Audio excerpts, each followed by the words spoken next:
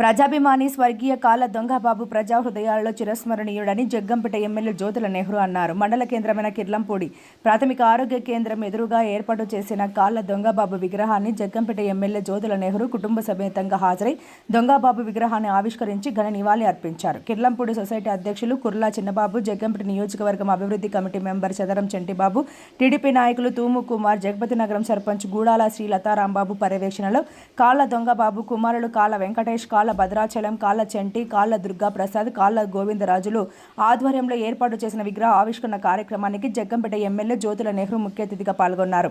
ఈ సందర్భంగా ఎమ్మెల్యే జ్యోతుల నెహ్రూ మాట్లాడుతూ చిల్లంగి, కిర్లంపూడి, జగపతి నగరం గ్రామాలతో పాటు మండలంలోని పలు గ్రామాల ప్రజల హృదయాలలో సుస్థిర స్థానం సంపాదించుకున్న ఘనత ప్రజాభిమాని కాళ్ళ దొంగబాబుకే దక్కుతుందన్నారు. దొంగబాబు లేని లోటు 3 గ్రామాల ప్రజలకే కాకుండా వ్యక్తిగతంగా నాకు తీరని లోటన్నారు.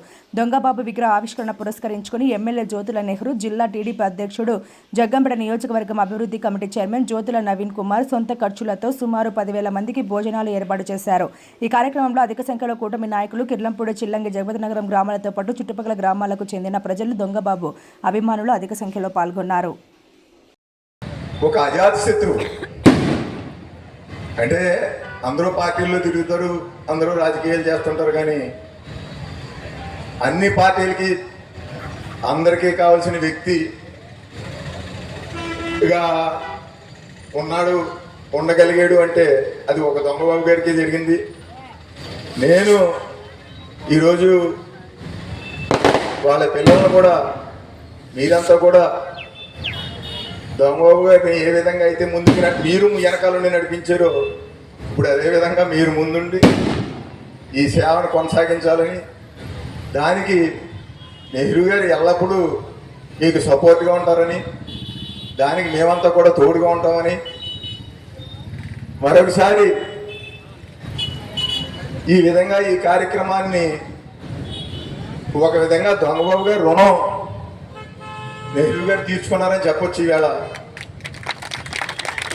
కానీ ఏదో మనిషి అన్న తర్వాత మనకు చాలా ఆశలు ఉంటాయి. ఇంకా పిల్లలు వాళ్ళందరి మీద కూడా నెహ్రూ గారు ఇంకా చూస్తూ ఉండాలని చెప్పి, అదేవిధంగా మన జనం అంతా కూడా ఆ దొంగబాబు గారు ఉన్నప్పుడు మనతో ఎలా తిరిగాడో అలాగే మనంతా కూడా వాళ్ళ పిల్లలకి, ఆ కుటుంబానికి అదేవిధంగా సపోర్ట్గా ఉందామని తెలియజేసుకుంటూ థ్యాంక్స్.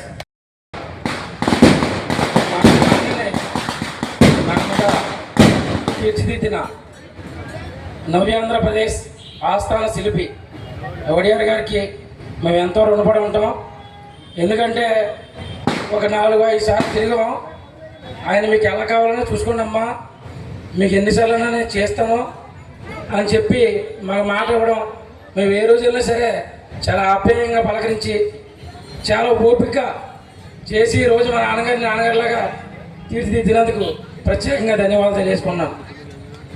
మరీ ముఖ్యంగా చెప్పాలంటే ఈరోజు కిర్లంపూడి నడిబొట్టులో ఏ పదవ చేయలేని వ్యక్తికి ఈరోజు ఇంత ఘనంగా విగ్రహ ఆవిష్కరణ జరిగిందంటే అది జ్యోతుల నెహ్రూ గారి ద్వారా అయ్యిందని తెలియజేసుకున్నాను. ముఖ్యంగా దొంగబాబు యొక్క వ్యక్తిత్వం తను ఎప్పుడు నా దగ్గరికి వచ్చినా నాకు కావాలని అడిగినటువంటి సందర్భం లేదు. మా గ్రామానికి ఇది కావాలి, ఈ వ్యక్తికి సహకారం చేసి పెట్టండి అంటే చాలా అరుదైనటువంటి వ్యక్తులు ఉంటారు ఇవాళ. నిజంగా తన కోసం కాకుండా ప్రజల కోసం, గ్రామం కోసం మాట్లాడే